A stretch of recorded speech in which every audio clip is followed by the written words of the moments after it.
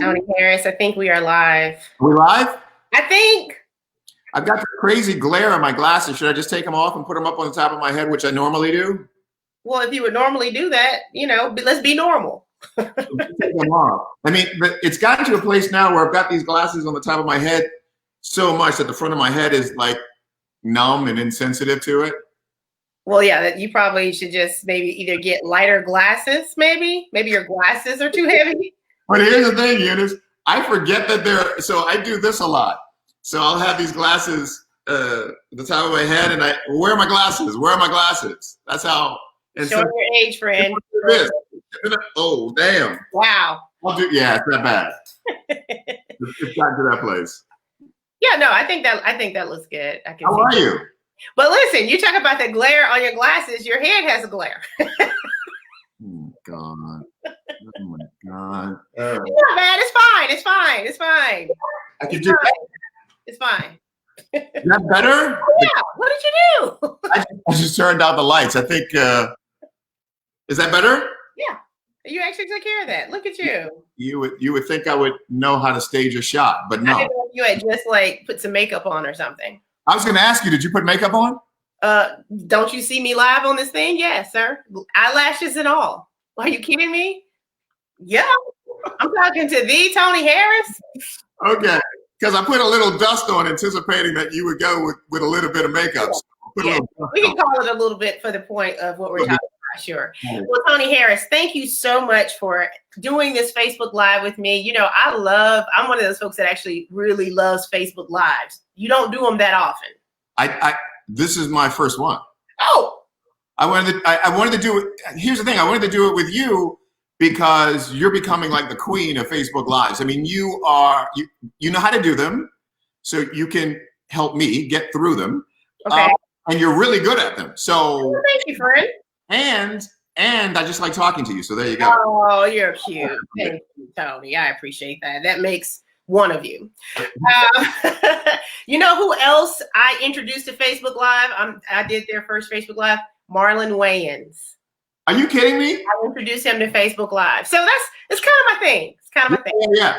Well, you're good at it. That's the thing. I mean, and you're kind of owning that space a bit. And so go on with your bad self. Well, thank you, sir. The one great thing about Facebook Live is people like to feel like they are part of the conversation and not just being talked to.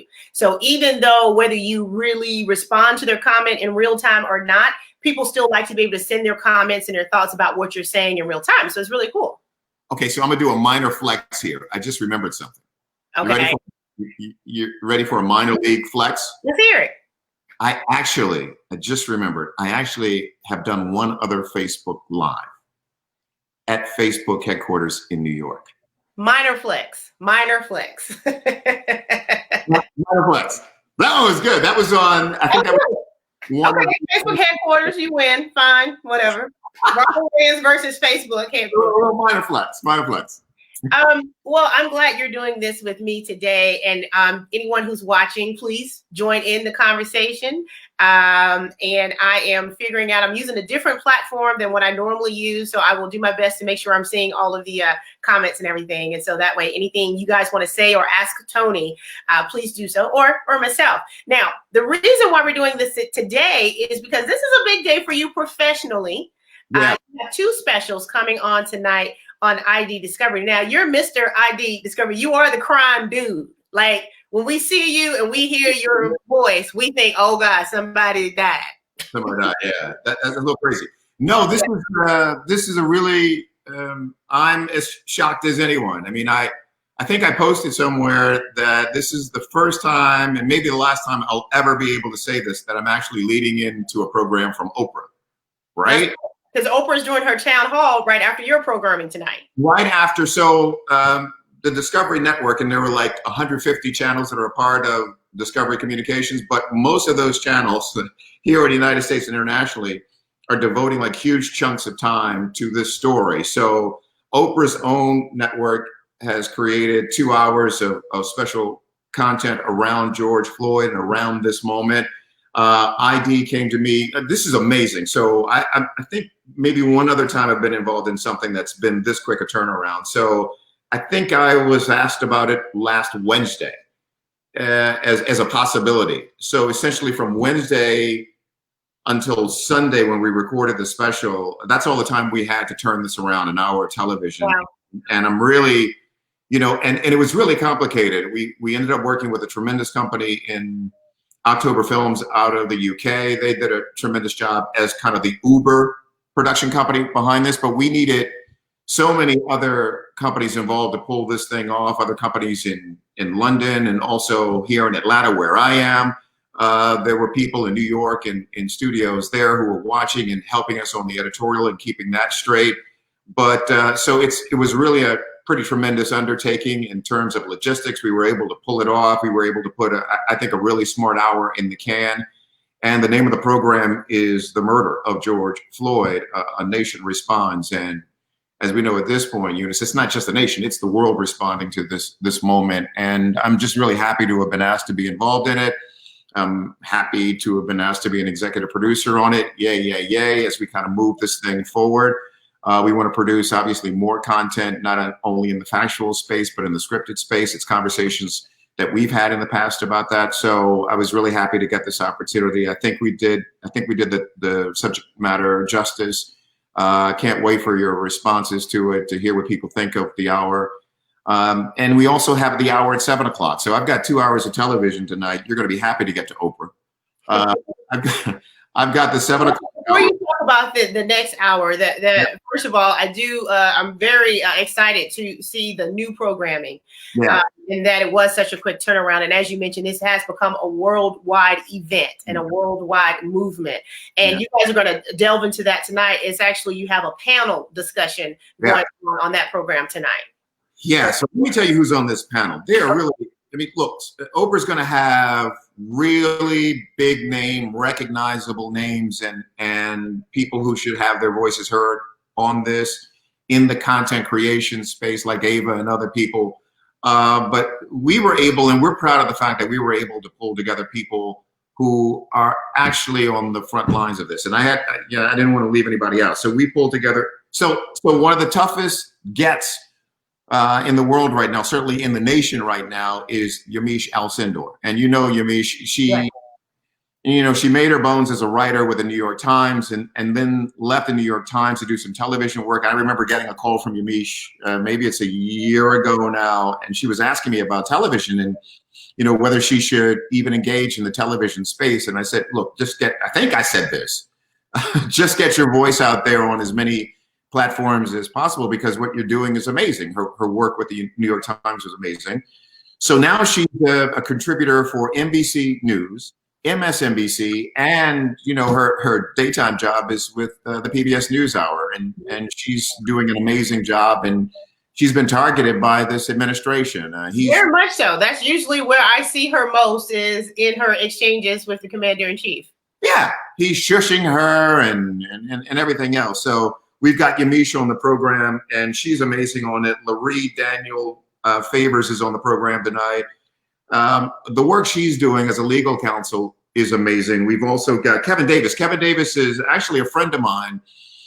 Kevin is the former commissioner of Baltimore Police. And Kevin was in place in the days right after the Freddie Gray civil unrest in Baltimore. As the Freddie Gray unrest happened, he was deputy commissioner. That commissioner was fired. He was elevated to the position of commissioner.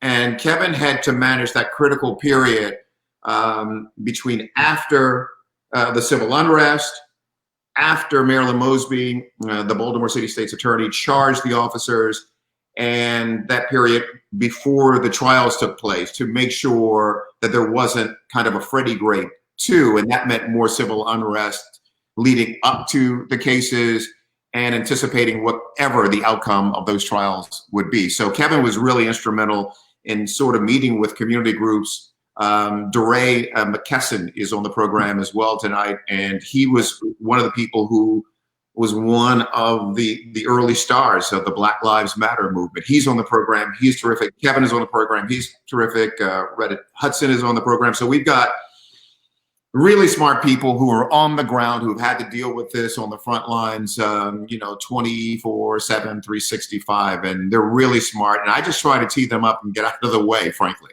And that's the thing. That's a wonderful panel of people, as you mentioned, are on the front line. What has been happening is everyone has an opinion. Everyone has become an expert on things. Everyone does have an opinion, but everyone is not an expert. And so we saw the same thing with COVID-19. Everybody had a cousin that worked at the CDC and was sharing information.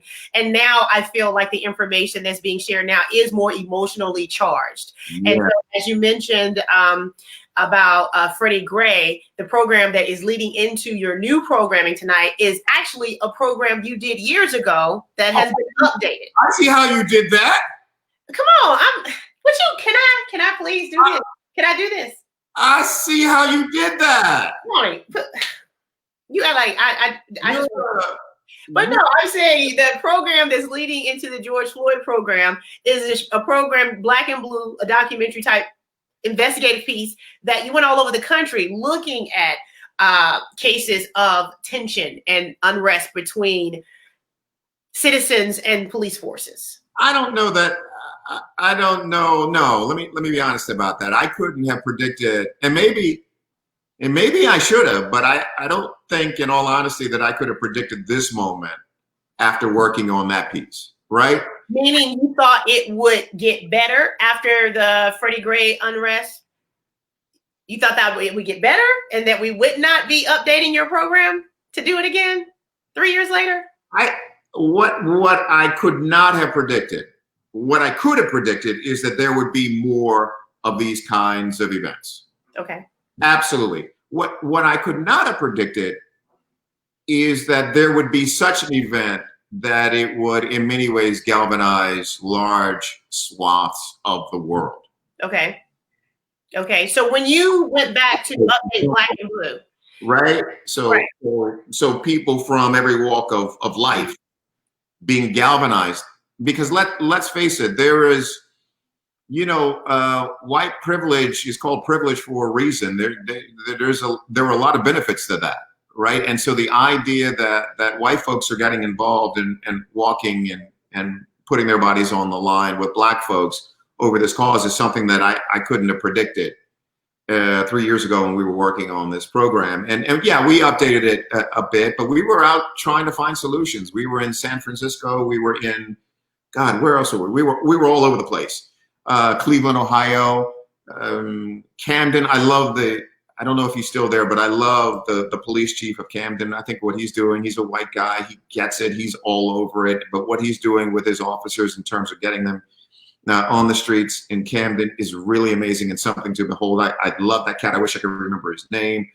This was at a time when there was a kid south of Atlanta near Savannah who was pulled over by a white lieutenant named Tim McMillan. And Tim became a bit of a star because Tim pulled him over for something minor, and the kid, he goes to engage the kid, and the kid is shaking. Black kid, young kid, is shaking, scared out of his mind, right? Thinking that he's about to be killed. And Tim sees this. And Tim says, look, let me just talk to you. Let me just talk to you. They forged a bond. Tim went on and became a real advocate for police reform. I think he's retired at this point, but he is another one of these guys who really gets it, has been taken on the slings and arrows and the haters out there who think he's turned against his colleagues in law enforcement. So it's a really, really powerful hour. I think it mostly holds up. It'll challenge the whole 2-hour block that I'm involved in. I think will really challenge a lot of your thoughts and assumptions about police reform, where you think people are going to fall on the issue. And I think in some cases you're going to be surprised. And so I'm just really happy that it's that we're involved, that we've got 2 hours that really feel on the moment. And I can't wait to hear, the feedback and pushback and everything. So bring it on. So the first hour starts at 7 p.m. Eastern time. Yeah. Yep. It's all over the place, actually. So it's 7 p.m. Eastern and Pacific, which is great. So we've got the prime time on the West Coast as well. And it's on ID, on the ID channel. It's on idgo.com. Also, it's on Facebook. So it'll be on Facebook and YouTube at the same time. So, we're getting we're getting a wide run on this, which is amazing. I'm happy. It's probably the widest distribution I've ever been involved in for any of the content that I've been involved in. So I'm tickled with that. Congratulations. Yeah, thank you. Anyone who is watching, Tony wanted to do Facebook Live because he wanted to hear from you. He wanted to engage with you. I said, hey, we could just film this and edit it, and I can have some soft lighting. And he said, no, let them get involved. So please make sure you send your comments. Now, people have been commenting, but I didn't want to put the comments on the screen, but I'll go ahead and do it. I don't know if you can see the comments on the screen. I did not write that myself. Well, there it is. I told you are. So I just wanted to say, this is what the people are saying so far. Now I want them to ask you something. What? So the comments you put up. What? Self-serving Eunice comments? I don't know these people. Is that how you run this? Is that how you become the queen of something? Thank you, Chris and Angela and Monica. But if anybody else wants to send a comment or question or just what you're feeling right now, please do, because Tony wants to engage. So let me ask you, as far as an investigative award-winning journalist who has been in the business for many, many years, you've covered a lot of topics. I would assume, but I don't want to assume, I'm going to ask you, covering a story like this, does it hit closer to home for you personally? Yeah, it always does. So, in the business for 40 years, Black for 60, right? Born, raised in Baltimore, and single parent household. So all of these, all of the disparities that impact Black lives have, in one way, one shape or form or the other, impacted my life. And so, I come to this work of trying to speak truth to power and trying to cover these stories and reflect the stories of people who are minorities, who may not be getting their voice out to the extent that, they should be heard. That's come absolutely natural to me. And I'm really fortunate that I've had pretty big stages to do the work on, from CNN to Al Jazeera, covering the Arab Spring in the Middle East in 2011. The work at CNN, 6 years there. So I think I've been fortunate and blessed. It's also something that I wanted. So you got to put that kind of intention out there, and you got to try to live it. And, trying to do it with integrity can leave you broke sometimes, but. Well, who you telling? but you can sleep at night, Right. On your straw bed, whatever else. No. Or your pallet on the floor, you sleep on the floor. But trying to do it with integrity is challenging, but it's the only way to go. It's the only way I kind of know. And I've been really fortunate. The relationship with ID was something that came as a total surprise, but it's been a real gift and one of the best relationships I've had with a channel in my life. And so, I'm looking forward to being able to do more work. I'm working in the podcasting space now. We've got something of a hit podcast out there now. We partnered with iHeartMedia and the folks at Tenderfoot TV, who do a terrific job in this space. And we've got Monster DC Sniper that's out now, and 10 million downloads the last time I checked, and that was in April. So I don't know where it is. The last time you checked. Yeah. We got a little busy with some other stuff, but we would love it if you would go and check that out as well. Again, that's really strong storytelling, and I think we're just trying to find the platforms where we can do long form and do some meaningful storytelling, and ID is giving me an opportunity to do that. The partnership with iHeart and Tenderfoot has given me an opportunity to do that. We're just searching out other opportunities. So, yay. Here's a question. Any ideas about how this particular movement can be widened to include sentencing disparities and for-profit prisons? I think you're seeing those stories and those issues being expressed even in this current moment. So we were talking about this just a couple of minutes ago before we started. The thing that brings everyone together oftentimes spins off into sort of additional movements, and the initial focus kind of widens and broadens. So I think over the weeks and months to come, you're going to hear a lot more conversation about not just police reform, but criminal justice reform. And one of the Kim Gardner in St. Louis is a star in that space, and Marilyn Mosby obviously is a star in that space. There's another prosecutor in Virginia, Indian American woman whose name escapes me now, is a star in that space, and frankly, women are leading the band, right? And so I think that you're going to hear a lot more about criminal justice reform as more and more prosecutors in counties, in cities, replace prosecutors who were sort of more old guard in their thinking. So, yeah. Today there is some movement in California about the governor banning for-profit prisons, and I think so much of it, I think when we vote, we do minimize the importance of the local vote. People tend to vote in national elections and not where they're actually being affected. And police reform is more of a local issue. Yeah. So Kim Gardner, Marilyn Mosby, who I mentioned just a moment ago, they are the ones on the front lines. I mean, and I think you make a really good point. We can sometimes get caught up in the national debate. We see what's happening on MSNBC or Fox or CNN, and we think that's the debate. We see what's happening on Twitter and Facebook, and we think that's the debate. And that's such a narrow view. That's looking at a debate from a very narrow vantage point. I don't think, honestly, that the essential debate in the country is happening on Facebook and Twitter. And I say that as someone who's kind of traveled the country.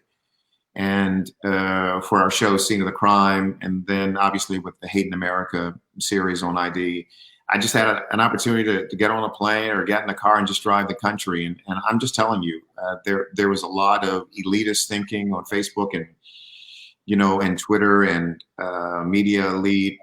Think tank thinking, but the stuff that's being reflected in the country is really important. And I'm a little critical of our media environment right now because I just think it misses the voice of the people so much. And so, just to bring it back around, I think, for example, the struggles that people are having in Atlanta with voting today, that's going to be rolled into this George Floyd conversation. Criminal justice reform is going to be rolled into look, there were a couple of people on the program tonight who were saying, Isaac Hayes III is saying, let's keep these demonstrations and protests going right up to and beyond November. And I think there's a lot of fuel on a lot of different issues to do just that.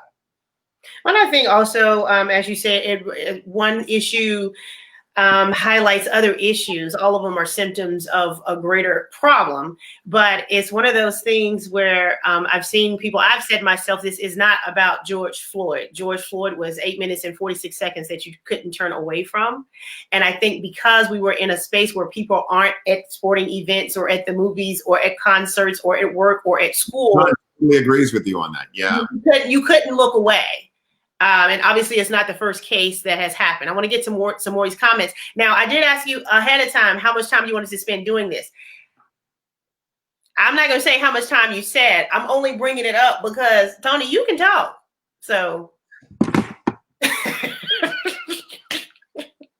you're giving me these ID discovery answers. I mean, You want me to cut them down a little bit? Keep it light. All right. New comment.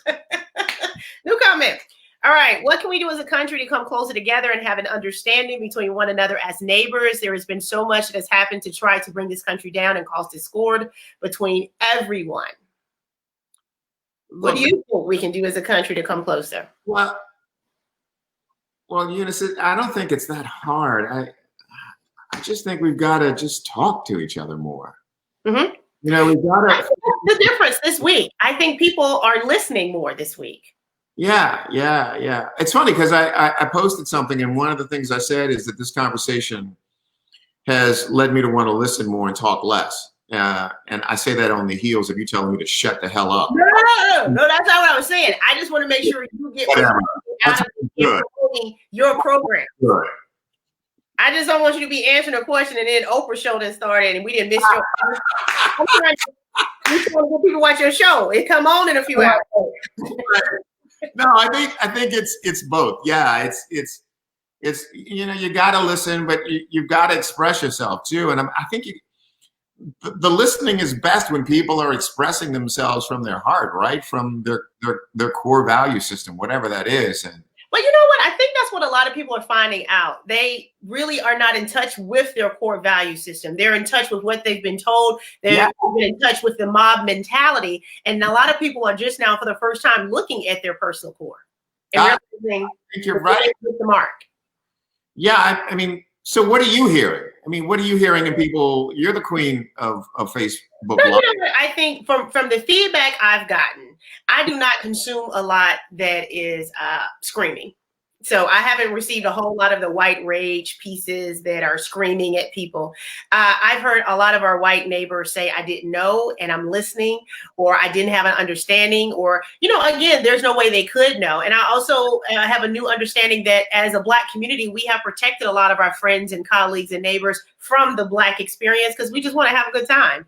And so I think this week has been different in that I feel like we're listening. I think we're listening. That is really good. I believe you. I do believe you, and that can only accrue to our benefit, right? Exactly. And I think I asked the question, and maybe folks can respond to a couple of my doggone questions. Okay. I mean, I wonder how long white folks are in it with us. I do wonder that, because look, I talked to a guy who's in the Black and Blue special, and he was an advisor on the show and talking about diffusion and de-escalation techniques. Mm-hmm. And I think Ken is really smart, and he's really afraid of this moment. He thinks it's a real tipping point moment. And he thinks that there are really hardened blocks of this nation that will push back hard and may push back violently. And that there is a police culture that folks don't quite fully understand, but that they begin to understand when they see the officers who shove the 75-year-old man to the ground. And then because those officers were suspended or whatever happened to them, and they showed up and then charged and they show up in court, and then, there's all this support, this rank and file support for those officers who shoved this 75-year-old man around and then walked out. That goes back to what I'm saying, the mob mentality versus your core values of what's right. That ties in with a question we got that I want to say, Tony, in your opinion, how do we end police violence against citizens? What are the steps that we all can take? So I'll be honest enough and tell you, when I started hearing this phrase sort of defund the police, I didn't get it. I didn't understand it. And I just heard the phrase and I kind of blanched. I'm like, whoa. Right. Defund the police in its literal sense, that means take the money from the police. Right. Which is concerning. That sounds concerning. Right. And I'm thinking, no community needs policing more than the Black community. I mean, we need police, right? Yeah. In issues of law and order, Black folks are for law and order. Don't get it twisted. We need that protection. We want it in the neighborhoods. We just don't want it to be abusive. We don't want what's in DOJ report after DOJ report after DOJ report. We don't want that. That part. We don't want that part. We don't want, the pattern and practice of abuse part, but we need policing in our neighborhoods. So I didn't understand it. And so the folks on the panel tonight helped me understand that there is so much money that goes into so many areas of the police budget that can be better used if some of that money is taken and reinvested into programs in the community. And that I sort of understand. And I think that's one of the things. I think the phrasing defund the police is being misunderstood by the masses, because that's just what fits on a sign when that's not actually literally what it means. And I think that's causing some confusion. But Eunice, the phrasing matters. It does. No, I agree wholeheartedly. I think it needs to. Folks for misunderstanding bad phrasing. Right. No, I agree. I agree wholeheartedly. I feel like you yelling at me, Tony. I did kind of elevate. That's why I made that face. I said, am I elevating at my beloved? Okay. Yeah, no, you are elevating. I did elevate, didn't I? Yeah. Right. So yeah, I mean, I don't make apologies for bad phrasing. I mean, I agree. there's enough money in Black Lives Matter now that you can sort of test these slogans. You can focus with this stuff. Before you put it on a poster. We both come from a culture and TV where we were focus grouped. We needed a focus group for that one, for sure. All right, another comment question for you. Yeah. The answer to this issue is definitely found on a local level, but my question is, it seems policemen are more loyal to their colleagues than the communities they serve. How can that be addressed? So, look, I mean, what you're going to hear in the program tonight is there are things that we know absolutely. There are things that don't work, right? One of the things that does work, but it takes a long time because you've got to reach kind of a threshold level of minority participation on the force before it really begins to change the culture a little bit. So that threshold is like above 35% of minorities on the force. And at that point and beyond, you start to see some cultural change within departments. So that's one of the things that I think can absolutely be addressed. The accountability question absolutely has to be addressed. Civil review has to be a part of the equation.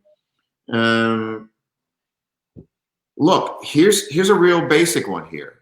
Who do we allow on the force? How do we test? What's the psychological test? Does that need to be evaluated? And beyond that, do you have I think it needs to be evaluated beyond the scope of just talking about police brutality. I think it is a very stressful, dangerous job that a lot of times the mental stresses that officers suffer through every single day just to go to work are never addressed.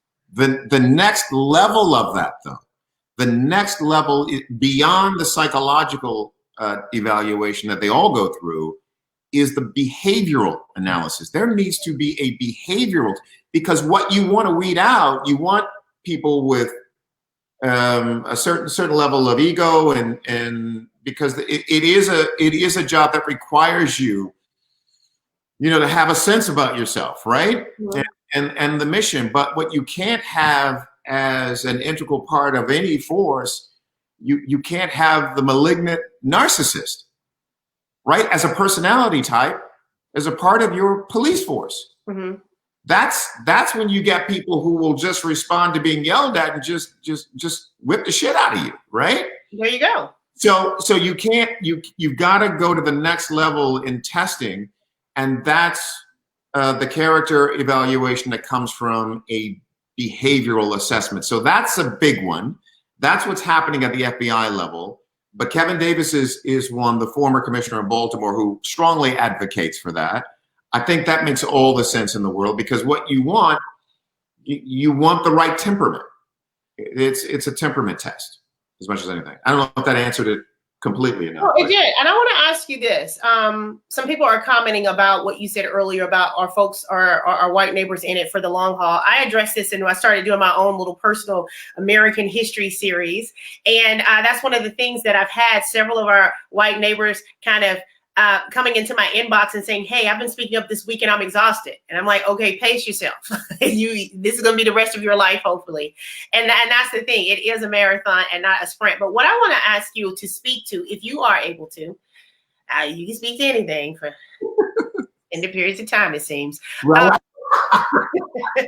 But no, I really want you to speak to this, because I think when we say messaging and the importance of messaging, when Black Lives Matter formulated, it was in response to several cases of police brutality. And then you start seeing Blue Lives Matter and All Lives Matter. And can you speak to, we can walk and chew gum at the same time. Black people don't equal anti-police. And we don't believe police equals anti-Black.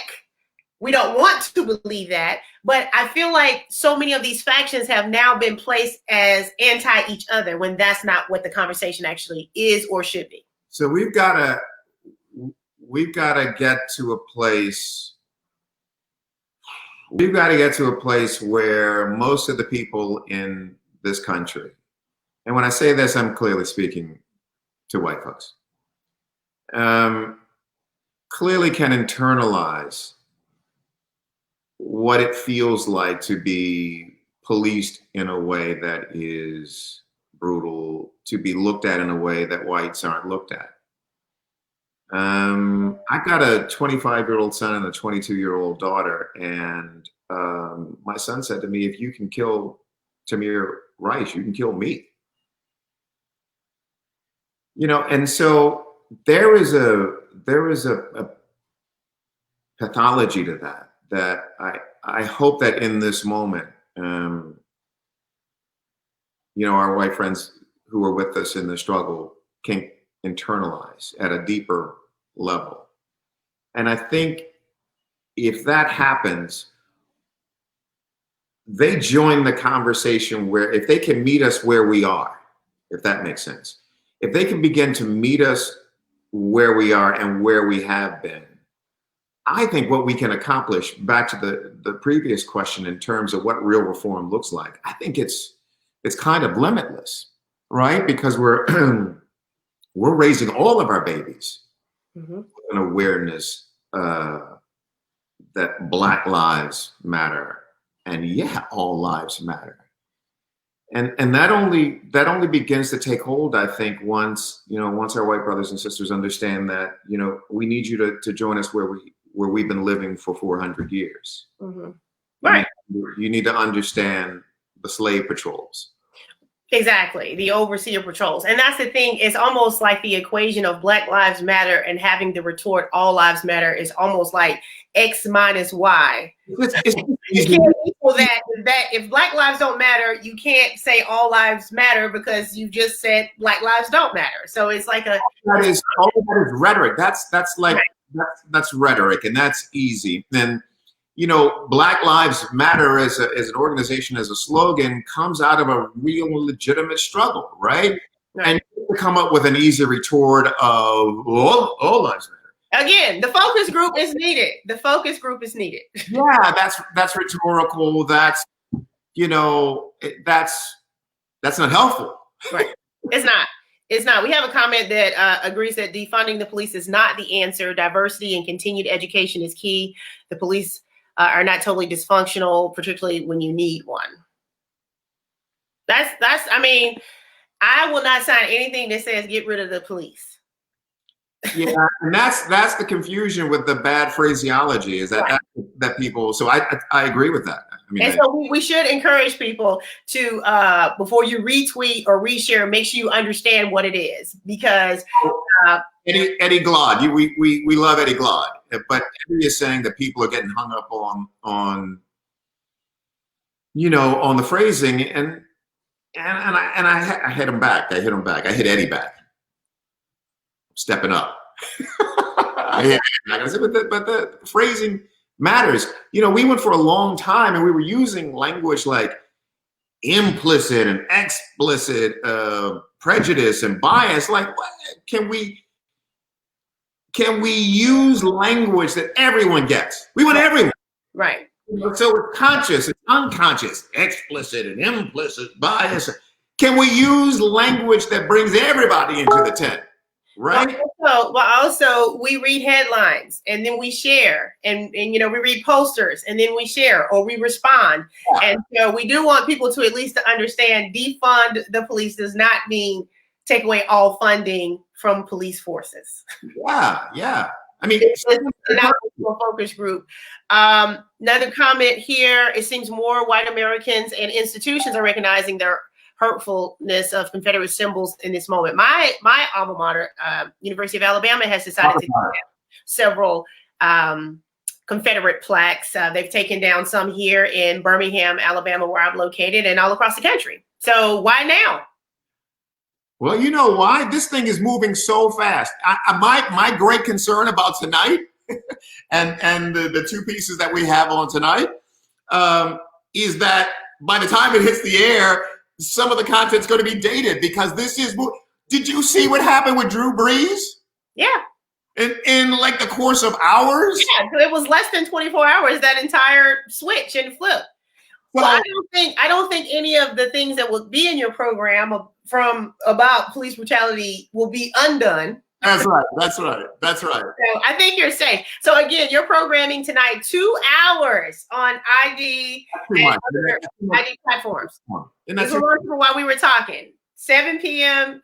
Eastern and Pacific, prime time on both coasts. Tony Harris, I see you. And that is your Black and Blue special that you did 3 years ago, but has been updated. And that's leading into your new program that you just turned around in a week, specifically focusing on the murder of George Floyd. And then that is then leading into Oprah Winfrey's first night of her 2-night event, town hall. Can you believe that? Hey, can I tell you something else that I'm really proud of? Yes, please. And I really want to stress this point because I think it's part of where it's another one of those statements that will become more pronounced over time as this movement kind of evolves. Mm-hmm. So I think I mentioned to you we had a week to pull this special. The special that airs at 8, the new content. We had a week to pull that together. So we worked with a terrific team out of London and October Films. There was a team in New York, and I was asked to sort of assemble a team here in Atlanta, right? And I was able to bring 1, 2, 3 African-American owned businesses to this project. Mm-hmm. And they were able to hire staff, and they hired women, men, white, Black, but the people at the top of the company, the CEOs, were African American. So moving forward, we have got to create more opportunities for our people to work, mm-hmm. right? And so that we're the suppliers, we're the vendors.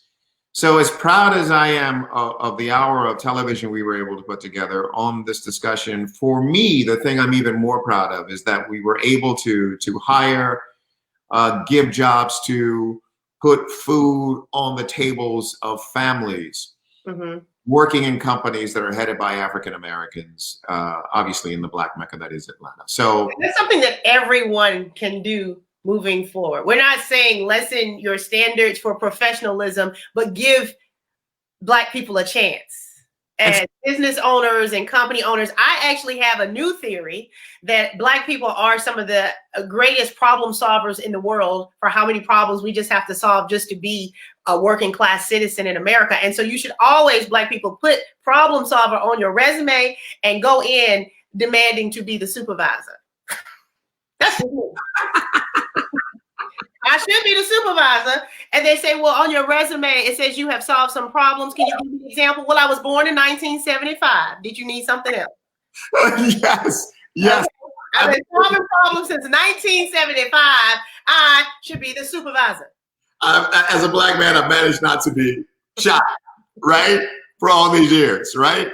So no, I mean, look, this was an opportunity. We took it, we nailed it. It was the guys here in Atlanta did an amazing job, but now they have a relationship with Discovery Communications. That's how it works. And that's how it works. Because I know Discovery Communications will be reaching back out to those good, fine companies for future projects, because crime ain't gonna go away. You will always have a job as long as you have a show called Scene of the Crime, Tony Harris. That was brilliant. Brilliant. You are awesome, man. You will never be out of work, my friend. Ever. That's the sad truth of the matter. Right? I want to ask you before we're about to wrap this up. I really appreciate everybody's comments. We did have a few more. This is one listener. Why now? Because we're listening sadly very late, but we are listening and we appreciate you. Same person. Oh, so Tony, I was telling you about videos. I've been doing these American history videos that are on YouTube. So hopefully folks will get a chance to watch those. I was doing them every day. I did them every day for 9 days straight. Now I'm doing them once a week, but they were cathartic for me and informative for me. And I was able to pass along just some insights. And again, people are listening in a way they haven't before. But I want to ask you, Tony Harris, I'm a big fan. And so I wanted to ask you about how big a fan you are of me. No, I'm kidding. Right. But what I wanted to say is in the space that you have occupied for many, many years, we have always looked at you as someone who was and is a trailblazer in the broadcast space. So as a broadcaster, I do want to say thank you for all of the work you've always done, but especially for tonight's special, we'll be all watching. Okay, so here's the thing I want to say about you. I was kidding about that part. You can tell me later. I'm not. Okay. I just hope soon. I know it'll happen, but I hope that soon you get elevated to the place where I think you belong. Your story is pretty amazing. We've talked about your story, and I remember thinking and watching you on Facebook, and you were really, really funny. You were doing news. You were doing a morning show, and you were really, really funny. And I'm like, well, wait a minute. How did those worlds collide, right? I wondered that every day. Right. And so, and you're writing. And so I just, my hope for you, and I know it won't take much longer, is that you and everything you do and how talented you are, I just want, and I'm going to do my part, to tell the world about you and elevate you, because I just think you've got stuff to say, and you can critique our current moment and moments to come in a way that cuts to real truths with your sense of humor in a beautiful way. And I just think more people around the country and the world need to see it. So I'm gonna do my bit. Thank you, Tony Harris. So y'all heard it here first. I'll be on the next ID Discovery special leading into Oprah. I heard something like that. Listen, we don't want to take too long. Thank you, Tony Harris. We will be watching tonight, 7 o'clock Eastern and Pacific. Yeah. And then 8 o'clock. Yeah. Yeah. Thank you. Online. And then Oprah. And then Oprah. Well, I mean, that's Oprah. She got her own team to talk about. We talking about you. Okay. Thank you. I appreciate you doing this. We should do it again sometimes. I got a feeling there'll be more to say. I'm down. Congratulations. We'll be watching. I'm proud of you. Yeah, thank you. Thanks, Tony.